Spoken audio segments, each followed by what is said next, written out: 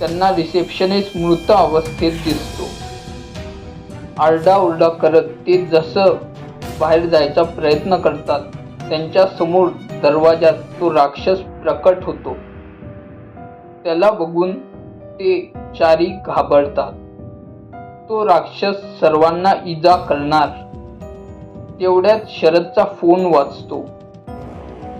गायत्री मंत्राचा रिंगटोन ऐकायला येते. हा मंत्र ऐकून राक्षसाला खूप त्रास होतो. तो त्रासात किंचाळतो. त्याला हा आवाज सहन होत नाही. या संधीचा फायदा घेऊन चारी मित्र तिथून पळ काढतात. विनयची हत्या बघून ते स्वतःचा जीव वाचवण्यासाठी पळतात. धावता धावता काही वेळाने त्यांना एक गाव दिसतं. गावात